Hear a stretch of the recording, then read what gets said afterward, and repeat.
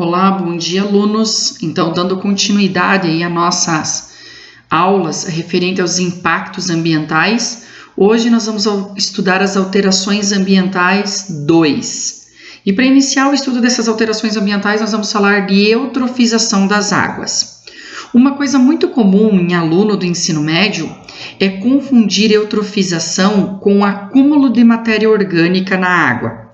O que leva à eutrofização, o que causa é o acúmulo de matéria orgânica. E não, na verdade a eutrofização é o acúmulo de matéria inorgânica da água. De que forma?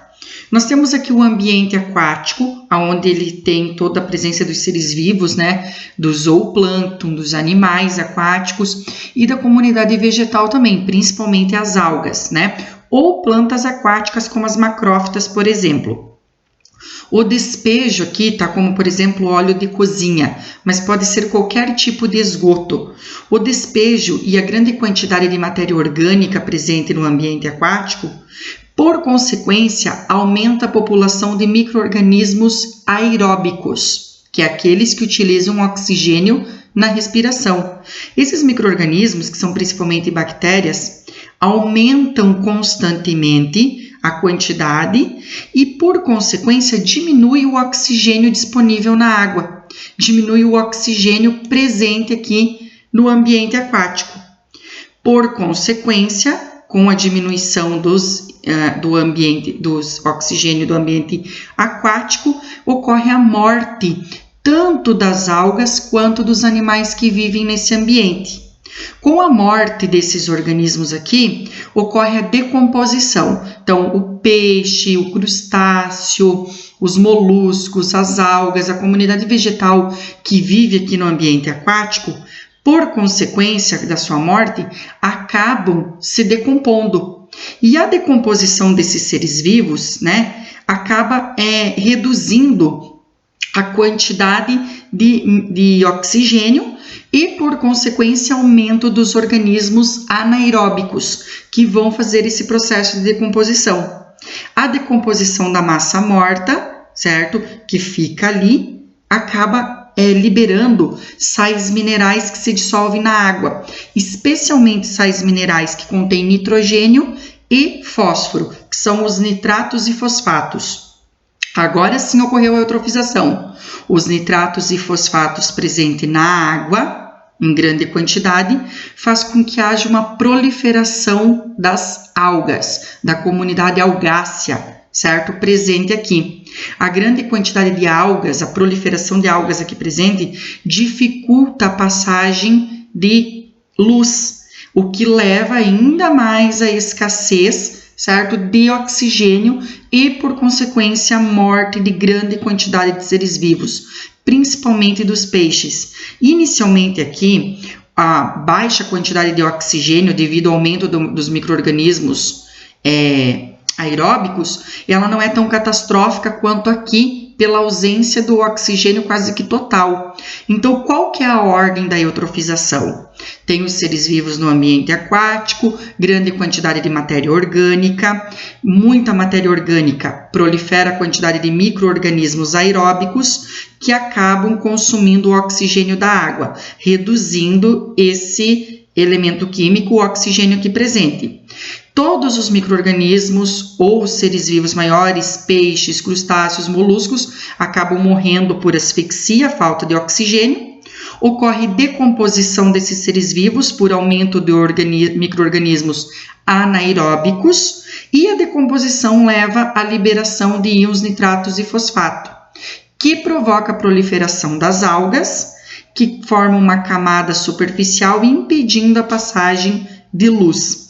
Por consequência, diminui ainda mais o oxigênio ambiente aqui do ambiente aquático, levando à morte final. Então, o grande problema está na ausência de quem? De oxigênio e considerável aumento de substância inorgânica pelo processo de decomposição. Faltou oxigênio, morreu tudo isso daqui. Aí tem a liberação de matéria inorgânica, falta oxigênio, morte constante dos seres vivos. Outro grande problema que nós temos com relação aos impactos ambientais é a maré vermelha. O que é a maré vermelha? é quando há proliferação de algas dinoflageladas. Para quem não estudou ainda o reino protista, a parte de algas, nós temos várias classificações e classes das algas. Inclusive, existe uma classe, um filo de algas que são as algas rodófitas, que ganham esse nome por serem vermelhas. Não é as rodófitas que causam a maré vermelha. Repito, não é as rodófitas. Quem causa a maré vermelha é as algas dinoflageladas, que apresentam 2 flagelos. Elas se proliferam em grande quantidade, acaba soltando essa substância aqui avermelhada, que consequentemente vai liberar toxinas e que leva à morte dos seres vivos aquáticos. Então é uma proliferação que libera toxina, porque vai ter alguns tipos de proliferações de algas que não ocorre essa liberação. Outro problema ambiental é a maré negra ou derramamento de petróleo. Vocês sabem que existe aí no histórico dos problemas ambientais grandes catástrofes relacionadas a acidentes com navios petrolíferos, com plataformas petrolíferas, com oleodutos que acabam derramando petróleo no mar. O petróleo acaba formando uma película muito grande, preta e viscosa, que impede a passagem de luz. Por consequência, diminui o processo fotossintético das algas, a liberação de oxigênio, ocorrendo a morte dos seres vivos aquáticos. E, obviamente, ao se impregnar nos seres vivos, brânquias de peixes, nas aves, nos moluscos, crustáceos, ou seja, no zooplâncton, na comunidade animal marinha, acaba tendo que problemas relacionados à morte desses seres vivos. Então, a maré negra, derramamento de petróleo. O que é o controle biológico? O controle biológico tem caído muito no Enem. Ao invés de a gente utilizar produtos químicos, inseticidas, para matar insetos, pesticidas, bactericidas, fungicidas, que muitas vezes fazem mal para o meio ambiente, eles combatem a praga, mas prejudicam o meio ambiente, o solo, a água e o ser humano, intoxicando os mesmos. Hoje pode ser utilizado os inimigos naturais. Como assim?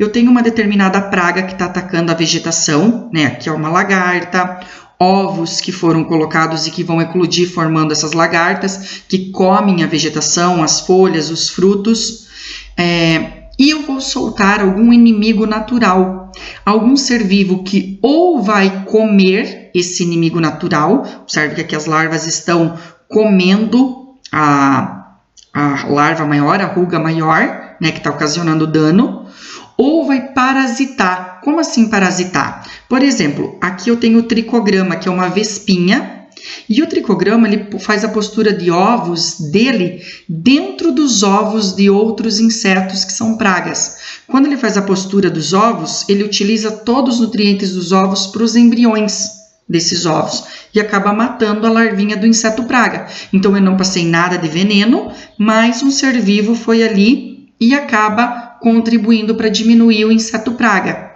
Aqui, por exemplo, essa mosquinha aqui, esse inseto, não está comendo essa larva aqui. Está fazendo a postura de ovos aqui dentro e, devido à grande quantidade de ovos que vai ter aqui dentro, acaba consumindo todo o inimigo natural. Então, o controle biológico já está no nome. Você utiliza seres vivos, inimigos naturais, que vão ou se alimentar ou parasitar insetos, larvas, animais que são pragas da vegetação, ok? Então, esses são os principais tipos de controle que se vê para a agricultura orgânica, principalmente, tá? Então, essa foi a nossa aula de alterações ambientais 2.